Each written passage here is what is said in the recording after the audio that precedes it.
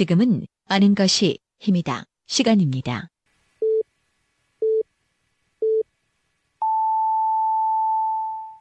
Welcome to the best podcast. Knowledge is power.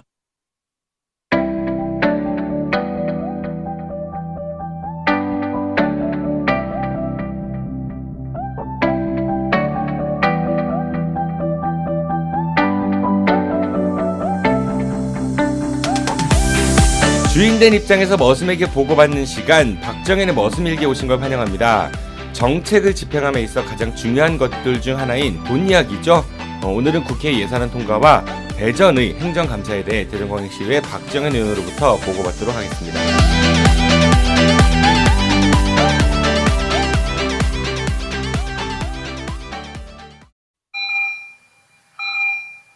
지금 여러분들의 자동차는 안녕한가요?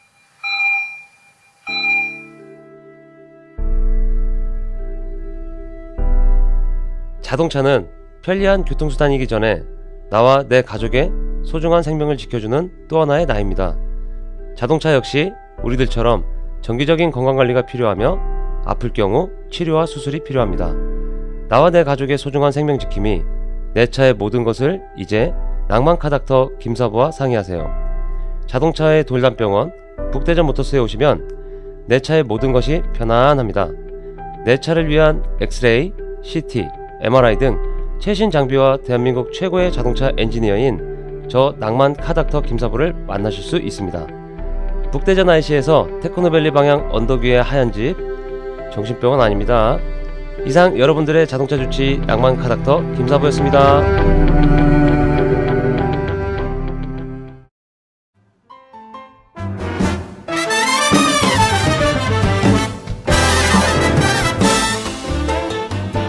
안녕하세요. 관저동에 위치한 에드엠 실용음악학원입니다. 깔끔하고 넓은 합주시설부터 개인 연습실까지 최고의 시설과 최고의 강사진으로 참 음악 교육을 실천하고 있습니다. 인성과 실력을 겸비한 차세대 뮤지션을 양성하는 데 최선을 다하고 있습니다. 아울러 공연장을 함께 운영하고 있어 여러 방면으로 많은 경험을 할 수 있도록 노력을 기울였습니다.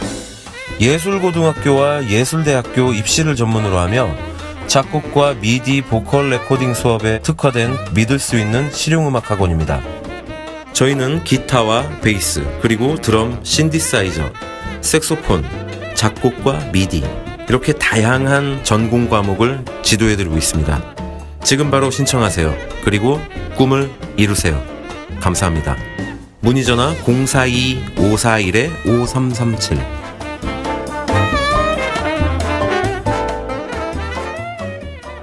대전 시민들의 머슴 대전광역시의 박정현 의원 나오셨습니다. 의원님 안녕하세요. 네, 머슴 다시 돌아왔습니다. 네. 그간의 마당 쓰느라고 열심히 마당 썰고 있었습니다. 예, 마당을 썰고 계셨군요.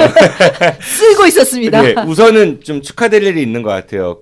별로 저는 인정하고 싶진 않지만은 그 공무원 노조분들하고 어떻게 로비를 하셨는지 모르겠는데 참 좋은 시의원에 네. 선정이 되셨다고요?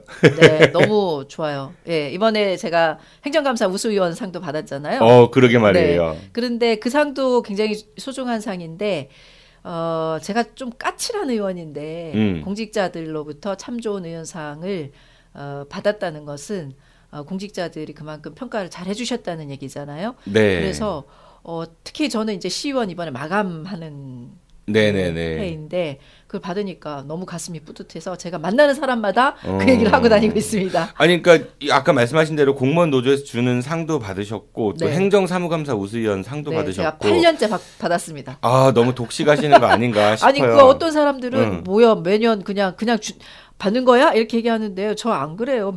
매번 행정사무감사할 때 밤새고 보통 한 서너 시간 자고 뭐 이렇게 합니다. 예. 그러니까 이게 딱 세 분한테 주셨더라고요. 왜냐하면 원래 4명인데 교육위원회가 작년에도 못 받았고 올해도 그러니까 그 시민 네트워크에서 평가해서 눈에 안 찼다 이거죠.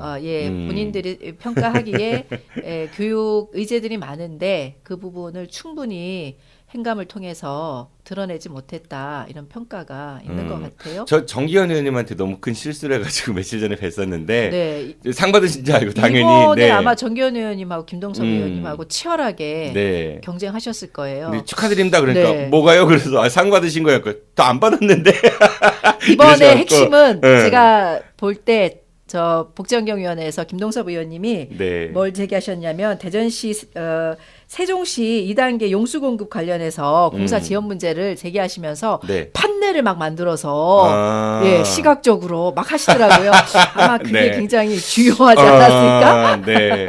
김동섭 의원님이라면 충분히 네, 그런 거에 좀 촉이 있으실 것 같다는 생각이 네. 들고 그리고 또 어린이 재활병원 관련해 갖고 좀 이게 지지분이했다가 안 됐다 해서 막 좀 다행이에요. 그랬었는데 예, 설계 네. 관련한 예산안이 예결을 통과했다는 소식이 있습니다. 네, 박범계 의원께서 굉장히 많이 노력을 해서 기획재정부 장관으로부터 설계비 일부라도 반영을 하겠다고 얘기를 들었는데 네. 이게 막상 예결위 과정에서는 자꾸 뒤로 빠지고 기재부에서 나중에는 어떻게 얘기했냐면 보건복지부에서 지금 용역을 하고 있는데 네. 그 용역 결과가 나오지 않았는데 예산을 잡는 것은 뭐 이게 절차상 맞지 않다 뭐 네. 이런 이유를 들어서 계속 뺐어요. 그래서 급기야는 토닥토닥의 김동석 이사장이 국회 앞에 가서 1,400. 1,400를 하고 그 옆에서 박범계 의원과 정의당의 한창민 네, 대변인께서. 최고위원 아닌가요? 지금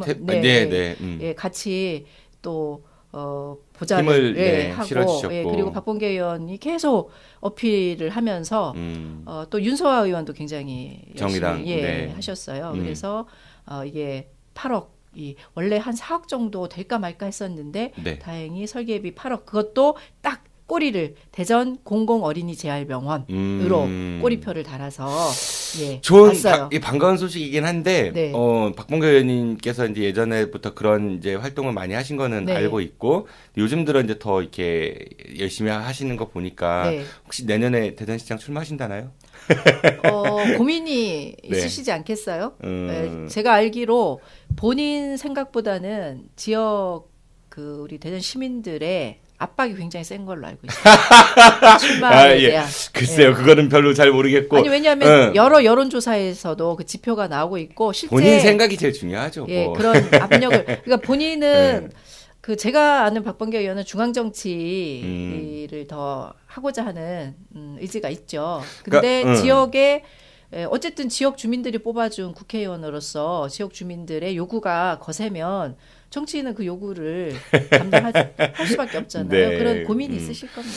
그 박정현 의원님께서 생각하시는 그러니까 그 예측을 한번 해보세요. 이거는 네. 출마한다 안 한다.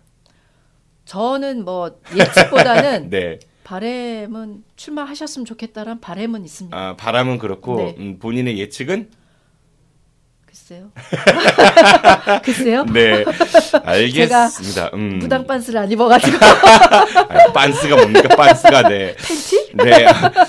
그래요. 오늘 일단은 오랜만에 머슴일기 나오셨는데 네. 예산 관련한 이야기를 먼저 좀 해주신다고 했거든요. 네. 아니 근데 그 전에 네. 토요일 날 성광진 선생님 네. 대단기용 연구소 성광진 소장님 했는데요. 출판 기념이 있었죠. 우리 정 PD가 또 멋있게 무대에 올라야.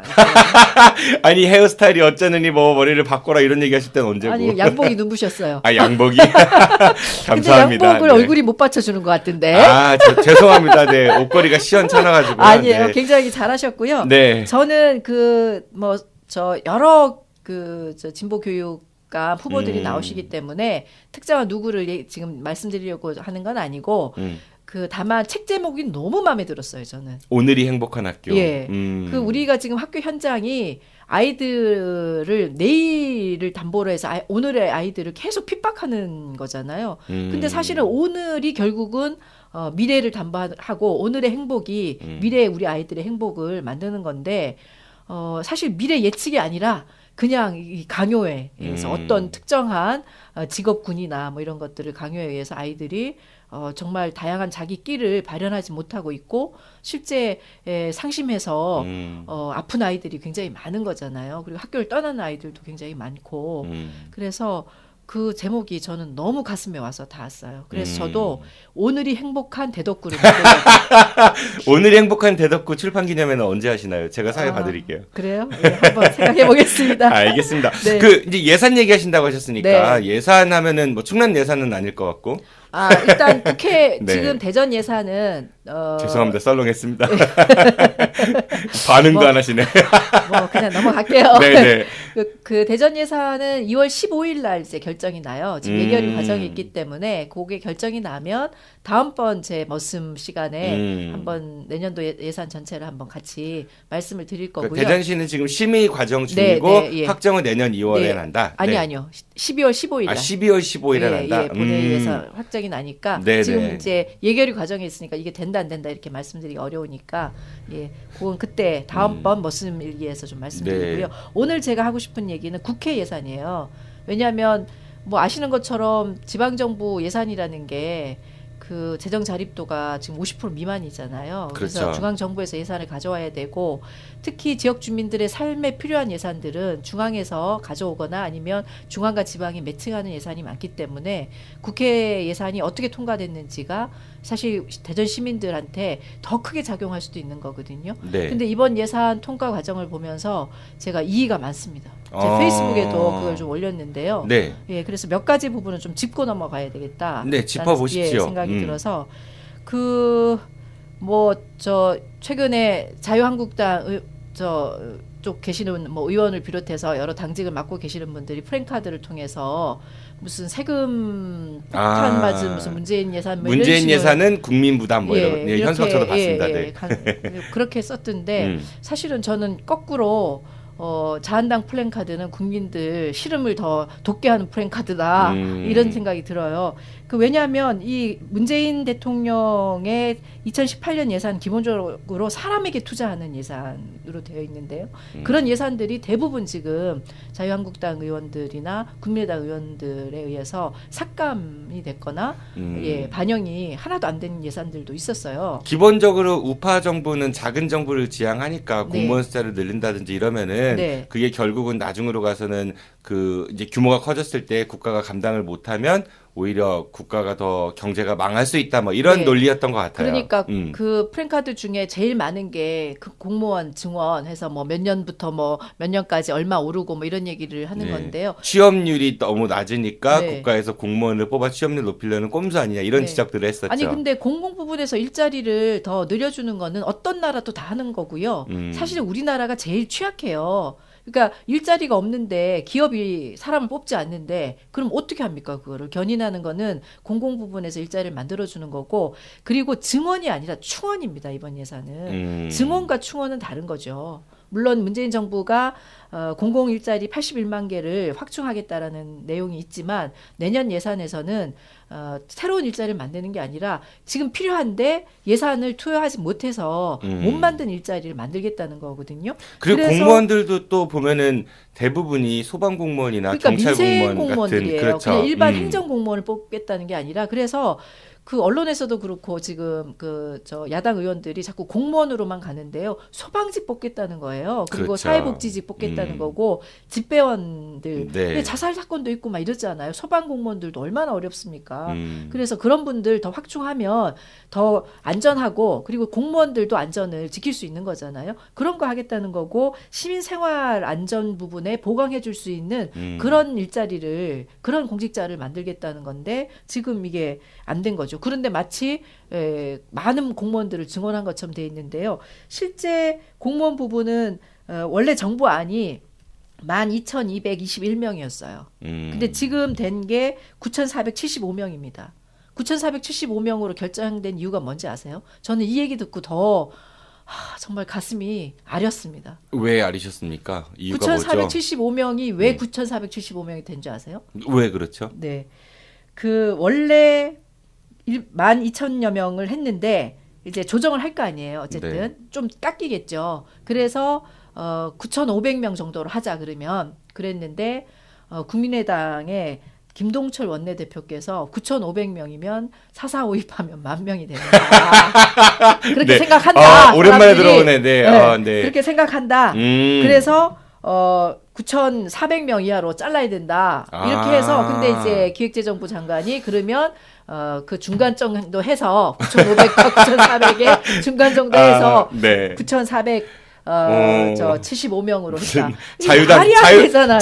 자유한국당이 생기던 이제 자유당 때 그 논리가 부활되는 거 아니에요? 그러니까 어떤 네. 부분이 더 취약하니까 어떤 부분은 더 보강을 하고 어떤 부분은 조금 지금은 개선이 안 돼도 된다. 이런 부분에서 숫자를 한 게 아니라 그냥 무조건 확 자르고 그리고 나서 거기서 이제 조율하는 거죠. 저는 또 그게 되게 좀 그러니까 솔직히 웃기더라고요. 그러니까 뭐 예를 들어서 이번 예산안에서 지원 관련한 것들이 네. 있으면은 바로 투입하면 되는데 내년 지방선거 이후에 하자. 그러니까 선거 때문에 그런 게 어딨어. 대표적인 게 아동수당하고 네. 기초연금인데요. 네네. 기초연금은 액수를 까지는 않았어요. 이제 음. 야당들도 이건 어르신들한테 그리고 우리가 노인 빈곤율이 OECD 최고 탑이잖아요. 그러니까 네. 이제 25만 원은 깎지는 않았는데 지급 시기를 원래 4월 정부안이 4월인데 이제 6월에 선거가 있으니까 네. 선거 전에 이걸 하면 여당이 너무 인기가 있는 거 아니냐. 그래서 아 그런 게 9월로 어딨어. 아니 그 본인들도 그거를 선전하면 되거든요. 우리가 반대했으면 안 됐을 텐데 우리가 찬성해서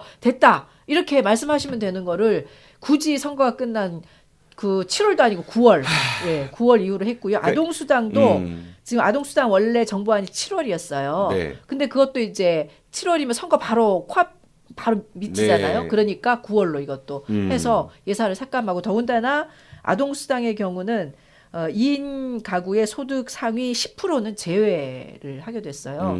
그러면 이 10%가 그 제외를 하면 이 10%를 제외하기 위한 행정을 절차를 또 밟아야 되잖아요. 그러니까 예를 들어 가지고 나는 소득이 상위 10% 안에 들어갑니다를 증빙하든지 아니면 반대로 안 들어간다는 걸 증명해야 되는 반대로 거죠. 예. 나는 하위 90%에 예. 들어가니까 지원해 주시오라는 거 서류를 그리고, 내야 된다는 거고 그리고 공무원들은 그거를 분류해야 되고 그렇죠. 근데 90%. 공무원 깎아놓고 네네. 사회복지직 공무원들도 깎아놓고 지금 그러면 그 일을 누가 합니까? 그러니까 비용이 더 들고 이거가 내년에만 이렇게 정하는 게 아니라 소득이라는 게 매번 바뀌잖아요. 깎는 돈이 그러니까, 오히려 더 소득이 더 오른 사람도 있고 더 낮은 사람도 있으니까 매년 이 일을 해야 된다는 거거든요. 이건 미친 짓입니다. 제가 볼 때는 그러니까 이거를 예컨대 무상급식 할 때 이건희 손자한테도 네. 우리가 밥을 아니 이건희 손자가 무슨 1,000명이 돼요, 10,000명이 돼요. 몇 명 안 되는 이건희 손자 밥 한 끼 주는 것 때문에 정말 더 많은 우리 아이들에게 가슴 아픈 상황을 만들면 안 되는 거잖아요. 이것도 마찬가지예요. 이건 보편적 복지와 선별적 복지 철학의 문제인 것 네, 같은데. 그 결국은 제가 보기에는 이게 기본권 저는 개념으로 봐야 된다고 봐요. 아동에게 그 아동 수당을 주는 거는 단순한 복지가 아니라 우리 아이들, 그러니까 일종의 시그널이잖아. 지금 우리 사회가 저출산 문제 때문에 얼마나 힘들어요. 그러면 아이를 낳으면 어쨌든 지금은 10만 원이지만 앞으로 아이들 특히 영세한 아이 그 0세에서 5세 어린 아이들한테는 국가가 일정 부분 책임을 져주겠다는 부모들에게 시그널을 주는 거예요. 긍정적인 시그널을. 그러면 이 시그널을 받은 부모들은 앞으로는 그래도 조금 더 10만 원, 지금은 10만 원이지만 이제 늘겠지라는 것도 있고요. 실제 그런 연구조사도 있어요. GDP 대비 아동수당 비율이 1%가 오르면 출산율이 0.02% 정도 오른답니다. 출산율 말씀하시니까 과거에 새누리당 집권 시기에 했던 얘기들 네. 그 무슨 젊은이들 이렇게 쌍쌍 파티 연결이 그러니까 그냥 쓸데없는데 돈 쓰느니 그런 거 했던 게 생각이 막 나요. 전체 네. 아이들 태어나면 대한민국에 네. 태어난 아이들은 부모가 누구든 간에 그 아이가 기본권이 있는 거잖아요. 그 아이에게 주는 거니까. 근데 너무 이게 천박한 복지 개념이라고 저는 생각이 들고요. 좀 그 말씀을 정리하면은 그 10%한테 안 준다는 얘긴데 그 줄이는 돈을 A라고 했을 때 그 A를 분류하기 위한 비행정병을 삐고 비거신다 많다. 네, 바보 같은 들죠. 짓이네요. 더 바보 같은 짓이고요. 네. 저는 그래서 만국의 주부나 부모들은 걸기해야 된다고 봅니다. 그래요. 그것도 있고요. 또 이제 그 문재인 케어 오늘인가 어제 그러니까 오늘 방송이 월요일 날 나가니까 의사 선생님들이 문재인 케어 반대 무슨 시위도 하고 뭐 그러시는 것 같은데 그 문재인 케어의 핵심은 우리가 보장률이 낮잖아요. OECD 평균에 비해서 낮거든요. 그래서 그 보장률을 70%대까지 5년 동안 올려주겠다고 하는 건데 이 예산도 지금 그 건강보험 국고 지원율을 지금 낮춰서 그러니까 예산을 삭감해서 2,200억 원 삭감해서 실제 건강보험 국고 지원율이 한 14% 정도 되게 돼 있는데 네. 지금 2006년 이후로 처음으로 9.8%로 더 낮아졌어요. 네, 그래서 이게 결국은 비급여를 확대하는 거잖아요. 그러니까 얘기하자면은 문재인 케어라고 흔히 얘기하는 것은 뭐냐면은 우리가 건강보험 혜택을 받음에 있어가지고 네. 보장률을 좀 높이자는 거였는데 야당의 주장으로 예산이 깎였다는 거고. 5년 동안 그렇게 가는 건데 지금 1차 년도에 이게 벌써 문제가 생긴 거죠. 예. 그리고 실제로 우리가 비급여가 굉장히 많습니다. 그러니까 보험 안 되는 게 비급여. 예. 그렇죠. 돈 없으면 죽는다는 얘기가 그리고 가난한 사람들이 의료비에 쓰는 비용이 자기가 버는 비용의 거의 60-70%가 넘어요. 그러면 뭐 먹고 살아요? 그리고 자꾸 사보험 시장으로 눈을 그렇죠. 돌릴 수밖에 없는 예, 거고 예. 의료실비 같은 거 그렇죠. 드니까 사람들이. 그래서 지금 보면 가계 직접 부담 의료비 비율이 우리가 한 그 40% 아니 37% 정도 되네요. 30% 네, 정도 네. 되는데 OECD 평균이 20%가 안 돼요. 19.66%예요. 그럼 우리가 한 2배 가까이 많다는 건데 이거는 좀 문제가 많죠. 그래서 이거를 좀 해소하자는 거지 다른 게 아니거든요. 근데 지금 일단 이가 지금 조금 어려워졌습니다. 네. 그리고 또 하나 혁신 읍면동 시범 사업이라는 게 있어요. 이건 뭐냐면 지금 주민자치위원회가 있는데 주민자치위원회를 이제 주민자치회로 해서 실질적으로 그 지역 그 동에 대표 기구로 만들자는 거잖아요. 뭐 예를 들어서 네. 동장도 주민들이 선출해 보도록 하고 뭐 이런 그거, 것들도 해당이 예, 되나요? 그 장기적으로 이제 그렇게 가는데 주민자치회장을 이제 선출을 하고 뭐 이런 의회처럼. 거죠. 예. 그래서 이제 그 지역의 정말 주민 대표성을 강화하는 걸 하고 지금의 트렌드는 시민들이 자기 의사결정 구조를 보장받고자 하는 거잖아요. 그러니까 지역에서 일어난 여러 가지 일들에 대한 정보도 받고 그리고 그 정보에 본인들의 의견도 피력하고 해서 다수의 의견들이 결국은 정책 결정 과정에서 반영이 되도록 하자는 건데 지금은 사실 그게 다소 조금 어려움이 있는 거죠. 네. 그래서 그거를 강화해서 풀뿌리 민주주의를 확대하자는 건데 이게 전액 삭감했어요. 전액 삭감? 예, 왜냐하면 야당이 보기에 이게 무슨 여당의 그 선거 조직을 만든다. 저는 이제 대덕구 네. 구청장이 되면 제일 먼저 할 게 이걸 할 거거든요. 대덕구에 계시는 주민들이 스스로 자기 동네에 여러 가지 문제들을 드러내고 그 문제를 해결하는 과정도 밟고 그래서 결정권도 그 주민들이 행사할 수 있도록 하는 지원을 하려고 해요. 기승전 대덕군요. 아니 근데 네. 그게 필요합니다. 그래야지 아니 저한테 찬성하든 반대하든 상관없이 어쨌든 다수 주민들의 의견으로 가는 것은 그 대중들이 훨씬 지혜롭게 결정하는 거잖아요. 말 나온 김에 여쭤볼게요. 그 당내에서 분위기 어떻습니까? 의원님 내년 대덕구청장 출마 선언을 하셨으니까 네. 공천 받을 확률 높아지고 있나요? 저는 뭐 높아지고 있다고 보죠. 네. 예, 왜냐하면 이제 뭐 우리 지역위원장도 이제 결정이 됐고요. 박종래 지금 현 의장이 지역위원장으로. 그 의원님이 지역위원장 안 되고 그분이 되신 게 본인한테는 뭐 왜냐하면 중앙당에서 그러니까 그 한 7월쯤에 지역위원장이 선출이 됐으면 실제 한 반년 정도 기간이 있기 때문에 내년에 출마하는 사람도 할 수 있는데 지금 11월이잖아요. 12월이잖아요. 자. 네. 그러니까 이번에 결정됐거든요.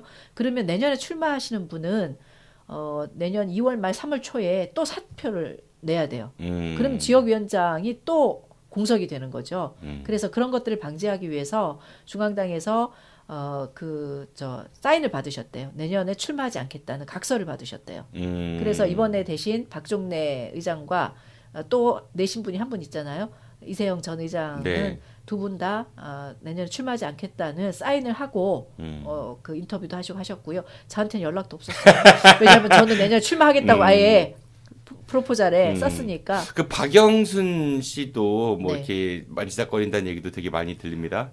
이제 뭐 12월 말 정도 되면 확실하게 본인의 의사를 밝히시겠죠. 제일 뭐 그건- 강력한 경쟁자인가요? 그럼 지금으로서는? 그렇죠. 어쨌든 내려오시면 내부에서는 왜냐하면 네. 오랫동안 이 지역을 일구셨고 네. 그래서 가장 큰 경쟁자인데 저는 이제 같이 잘 협력해서 올해 선거와 다음 이제 총선을 같이 잘 해보자라는 취지가 있는 거고 그거는 이제 그분이 결정하실 거고 그렇게 해서 서로 윈윈할 수 있으면 저로서는 좋고 근데 또 내려오시면 제가 모시고 또 경선 잘 해야죠 뭐. 네. 박 터지게 싸우겠다는 박박남매가. 네. 그래서 제가 요즘 돌아다니면 그 오정동 지역 주민들 아니 오정동이란다 이 대덕구 지역 주민들께서 이게 박씨들이 많아. 엊그제도 그러시더라고요. 불났잖아요. 또 오정동 시장 네. 뒤에서 화제 크게 났었죠. 그리고 다시 이제 우리 주제로 돌아와서 예산 이야기를 지금 해주고 계시고 행정사무감사도 대전시에서 있었죠. 네네 행정사무감사. 그 행정사무감사 얘기하기 전에 그 저희 이제 재석고 브리핑에서도 다뤘던 거기는 한데. 그 대전시 녹지환경국장 그 유승병 국장하고 그 정기현이랑 둘이 좀 설전이 있었었다. 네네. 현장 혹시 계셨어요? 저는 이제 우리 거 하느라고 보지는 못했고 나중에 말씀을 들었는데요. 그거는 제가 볼 때 있을 수 없는 일이에요. 그러니까 이를테면 반론을 할 수는 있죠. 아니 의원이 얘기한다고 공직자들이 내만 할 이유는 없어요. 그렇죠. 그러니까 의원이 다 바른 얘기를 하는 것도 아닐 수도 있고요. 왜냐하면 행정을 또 잘 모를 수 있으니까 그러면 반론을 제기하시면 되죠. 근데 그거는 감정적인 대립의 언어를 쓰신 거잖아요. 공식 그거는 석상에서. 맞지 않아요. 예. 아휴, 실망했습니다. 그래서 하여간 그분이 아마 이제 민간공원 특례 사업 때문에 스트레스를 굉장히 많이 받고 계신 것 같은데 뭐 그 위치에 가셨으면 그 스트레스를 받으실 수밖에 없는 거고 지금 초미의 관심이니까 그래서 근데 어찌 해도 그거는 용인할 수 없는 그러니까 그만큼 분위기가 참 그러니까 뭐라고 해야 돼 대전시정 전반이 네. 좀 답답합니다. 그래서 한 말씀 드려봤고요. 네. 그 행정사무감사 관련해 갖고 이제 네. 언론 보도들을 좀 챙겨 보니까 특별한 얘기가 없습니다. 그러니까 주로 지적한 게 뭐 자리 막 뜨는 의원들 네. 스마트폰 사용하고 본인 지역구만 챙기고 특정 민원에 집중하고 뭐 이런 이제 비판 얘기들이 좀 있었고 네. 근데 그다음에 이제 의원 세 분이 이제 네. 박정현 의원님을 포함해서 김동섭 조원 의원 이렇게 네. 상 받으신 얘기 말고는 없어요. 네. 그러니까 바꿔 어떤 얘기하면 저는 내용이 나왔는지에 대해서 언론들에게 예. 불만 있는 거예요. 네. 취재를 왜 이렇게들 많이 안 해주는가. 근데 그거는 이제 저희가 행감하면 매번 그 다음 날 그 행감한 주요 내용들이 언론에 보도되기 때문에 아마 그런 것 같고요. 근데 네. 한번 모아서 이렇게 해주시면 좋은데 그거는 아직 없었어요. 그러니까 이게 이제 되게 중요한 내용일 네. 수도 있는데 우리 지역에서는 그래서 언론들이 그런 거를 좀 보도를 잘 안 해주는 것 같아요. 그래서 우리가 한번 하면 어떨까요? 그래서 의원님께 제가 이제 여쭤보는 겁니다. 행감 어땠습니까? 네. 저 행감도 말씀드릴 건데 전체 그 행감이 중요한 거는 이제 1년 시정을 평가하는 거고 그렇죠. 네. 또 지금 예산도 심의하고 있고 그렇기 때문에 그리고 이번 회기가 되면 끝나면 실제 7대 의회는 끝나는 거거든요. 그래서 다음번 머슴일기에는 네. 우리 7대 의회 전체를 조금 한번 평가하는 괜찮겠네요. 결산. 그래서 저뿐만 아니라 몇몇 의원들이 같이 네. 그 조금 얘기하는 걸 네. 하면 어떻겠어요? 머슴 어벤져스 한번 구성해 보시죠. 그럼 네, 제가 네, FHD 장비 구입했으니까 네. 그거 들고 한번 생방송으로 한번 해보시죠. 그날 그러면 네. 어디 미용실 가서 화장하고 와야 되겠네요. 네. 뭐 호박에 줄 긋는다고 수박 되겠습니까 많은데. 그러세요. 아니, 저한테 머리 이상하다고 하신 분이 먼저 누군데? 저렇게 또 훅 들어오시네. 네. 뭐 그래도 네, 우리 저 청취자들은 아세요? 제가 어떻게 네. 생겼는지. 그럼요. 네. 뽀샵 많이 한 사진. 네. 네. 그래. 뽀샵 많이 한 사진. 네. 그건 맞습니다. 네. 예. 그 사진 바꾸세요. 그 뽀샵 사진보다 네. 이렇게 엄지손가락 치켜든 사진 있잖아요. 네. 그게 훨씬 더 잘 나오셨어요. 네. 그러니까 어쨌든 사진을 좀 찍어야죠, 이제. 예. 네. 어쨌든 네. 행정사무감사 조금 각 위원회별로 말씀을 좀 드리면 우선 제가 있는 행정자치위원회는 그 월평 근린공원 때문에 굉장히 말이 많았잖아요. 네. 근데 우리 갈등 관리 조례가 있어요. 음. 전 없는 줄 알았어요. 그런 게 이번에 행감하면서 보니까 그게 있더라고요. 그러면 이 갈등이 굉장히 증폭되어 있는 거면 갈등관리 조례에 의해서 그 위원회 좀 회부해서 뭔가 좀 논의를 틀을 만들어 볼 수 있는데 전혀 안 움직였더라고요. 그래서 그거에 대한 지적을 했고요. 그리고 답변은 뭐라고 하던가요? 왜 안 했대요? 뭐 저 잠깐 생각은 했었는데 바빠서 잊어버렸대요. 아니 그게 아니라 뭐 네. 나중에 이제 이게 그 위원회도 통과되고 뭐 이러면서 조금 음. 실기한 부분들이 있었다 이렇게 얘기하고 다만 이번 예산 그러니까 추경을 했지 않습니까? 네. 추경에 예산을 좀 반영해서 월평공원을 비롯한 민간 특례 사업에 대한 시민들의 의견을 다시 공론화하는 그 청취하는 그런 거는 하겠다고 예산을 만들었어요. 지금 시청 앞에 천막 아직도 있잖아요. 그렇죠. 지금 얼마나 네. 춥습니까 요즘에? 그러니까 그게 사실 그 얼마 전에 이제 그 이재관 그 우리 네. 행정부 시장께서 또 엉뚱한 말씀을 하셔가지고 그러니까 민간 말이죠. 특례 사업은 그냥 원칙대로 간다. 그거는 본인이 그렇게 말씀하실 일이 아니에요. 본인이 책임지실 수 있는 것도 아니고. 권한대행. 예.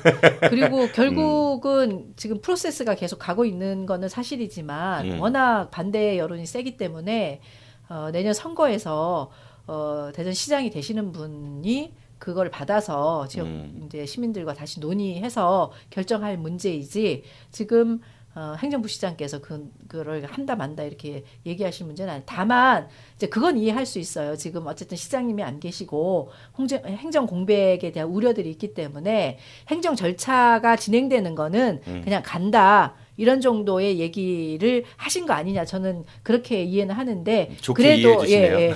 그래도 어쨌든 언론에 그렇게까지 얘기할 지금 필요는 없다. 굉장히 민감하고 이렇게 막 사람들이 다들 촉이 막 곤두설만큼 섰는데 네. 거기에 대놓고 그렇게 말씀하시면은 네. 그건 뭐 그 좋게 문제가 이해해 많죠. 주려고 해도 네, 네, 네. 그렇죠. 네. 그래서 그 부분은 좀 경거망동하신 거다 이런 생각이 들고요. 네. 사자성어를 썼어 제가. 아, 네. 네. 그리고 이제 뭐 대전문화재단이 하여간 올해 아마 가장 많은 언론에 이런저런 구설이 올라온 것 같아요. 그래서 네. 그 부분에 대한 지적들이 계셨고, 그리고 산하 공기업과 대전시가 이렇게 좀 원활하게 소통하지 못해서 좀 삐그덕거리거나 일이 제대로 안 왜 되거나. 그랬을까요? 이런 것들. 경청과 소통이었는데. 그러니까요. 그리고 이제 그런 게 있는 것 같습니다. 산하기관, 그러니까 공사공단을 만드는 것은 이제 행정에서 다 다룰 수 없는 전문적인 영역이기 때문에 하는데 이제 도시공사나 철도공사는 조금 이제 물론 이제 사장단들의 문제는 있었지만 공사 자체로서의 기능은 이제 뭐 그 안에서 완결되는 기능으로 가는 것 같은데 특히 이제 마케팅 공사나 뭐 재단이나 이런 경우는 여전히 시가 이게 너무 이렇게 좌지우지하려고 하는 부분이 소위 말하는 낙하산 보온 인사로 얘기되는 분들도 많이 있었던 것 같고. 그 부분도 있고 시 이제 행정에서 너무 좌지우지하려고 하는 것도 있고 그리고 이제 그 수장들의 인사가 적절한지의 문제도 있고 그래서 이게 2, 3중이 꼬이다 보니까 이런 문제가 생긴 것 같고요.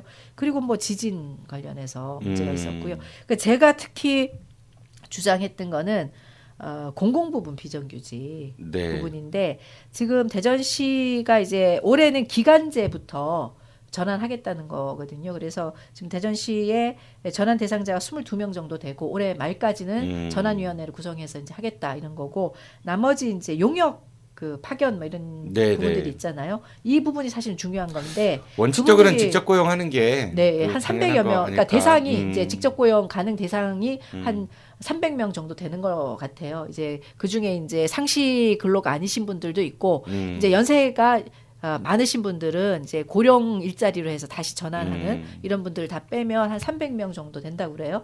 그러면 이제 노사정위원회를 구성해서 이분들의 전환 내용이나 이런 것들을 협의해야 되는데 그 제대로 안 꾸린 거예요. 그래서 그거에 대해서 좀 말을 했고 그래서 결국은 제가 받아냈습니다. 내년 6월까지는 전환하겠다. 예, 그래서 잘하셨습니다. 그래서 이번에 네, 고맙습니다. 그래서 아예 예산도 지금 용역 같은 경우에 이제 내년에 다시 체결되는 용역들이 있어요. 그래서 이 행정사무 감사할 때 용역 기간을 그러면 짧게 해라 그랬더니 그건 좀 어렵다고 하더니 예산 심의할 때는 6개월 하겠다고 그러더라고요. 그래서 6개월 했는데 이제 예산이 올라온 거는 이제 10월에 거의 결정이 돼서 저희한테 온 거잖아요. 네. 그래서 1년치를 반영이 됐어요. 그래서 그 중에 이제 인건비나 이런 부분들은 그냥 그대로 가면 되고 다만 용역 회사에 지급하는 관리 비용들이 있잖아요. 네. 그거는 6개월치를 다 삭감했습니다. 제가 혼자는. 근데 제가 예결이기 때문에 이제 그 오늘부터 또 다른 위원회에서 관련된 일이 있고 그 용역 뭐 파견 이런 게 있으면 그것도 나머지는 삭감하려고 합니다. 그러니까 이게 예산이 남아 있으면 일이 지지부진해지고 이럴 수도 저희가 있으니까. 우려하는 게 그런 거예요. 왜냐하면 이게 예산 삭감하려고 하니까 이게 6월 달까지 안 될 수 있지 않냐 이런 얘기를 하더라고요. 그래서 그게 무슨 얘기냐고 6월까지 하기로 했으면 해야지. 이게 뭐 끈다고 되는 문제가 아니고 그리고 어차피 해야 되는 문제니까 6월 안에 결정하십시오. 그랬더니 뭐 그렇게 하겠다고 해서 그 예산은 정리를 했어요. 잘했죠? 네, 잘했습니다. 아주 네. 잘했습니다. 네.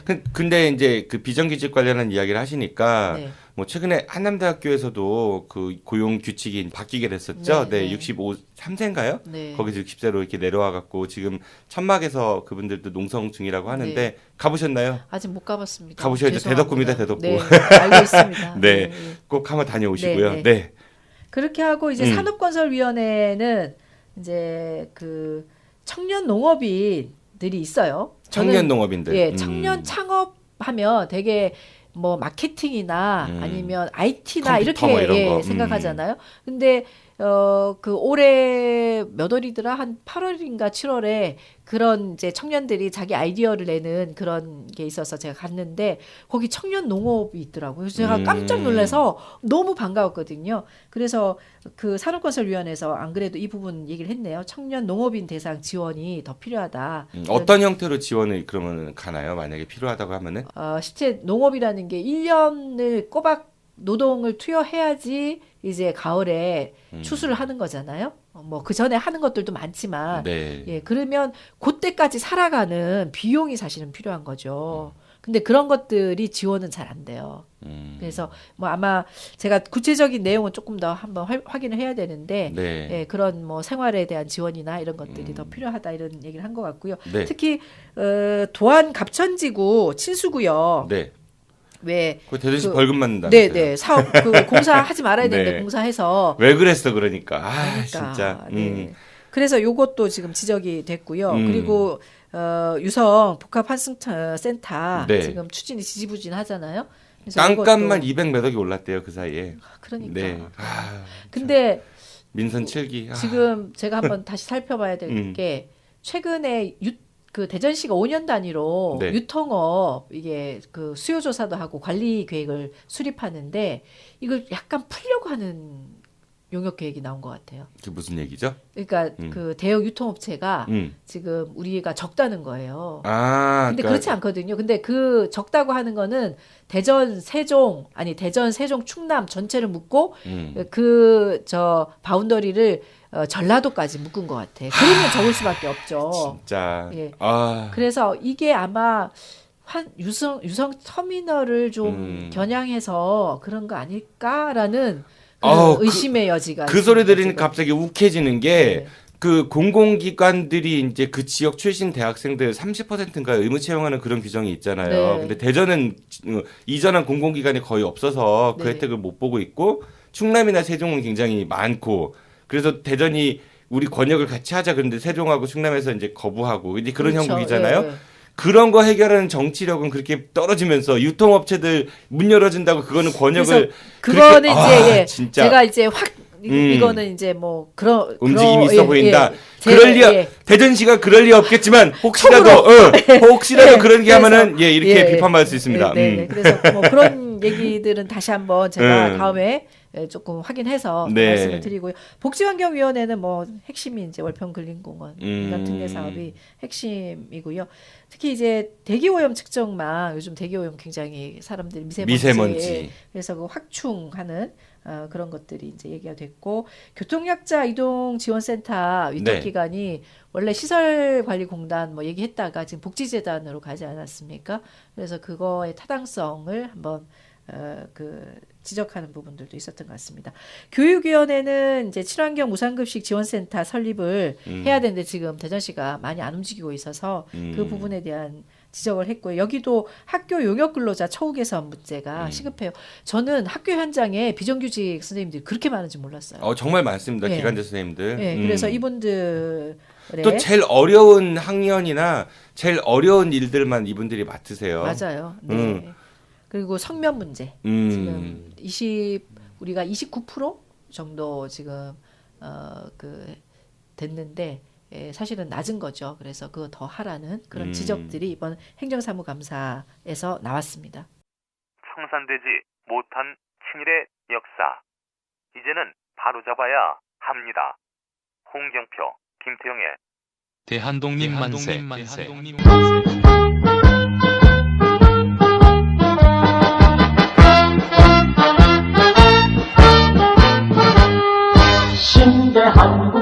가짜 보수로 인해 뒤틀리고 왜곡되었던 친일의 역사를 객관적인 시각으로 비판하고 대한민국이 나가야 할 방향에 대해 발로 뛰는 진보적 활동가 독립유공자 유종회 대전시회 홍경표 사무처장과 건전한 보수를 지향하는 바른정당 대전시장 김태영 부위원장이 함께 이야기합니다. 지금 카카오톡에서 아는 것이 힘이다를 신고 추가하시거나 팟빵이나 유튜브, 페이스북에서 아는 것이 힘이다를 검색해 주세요.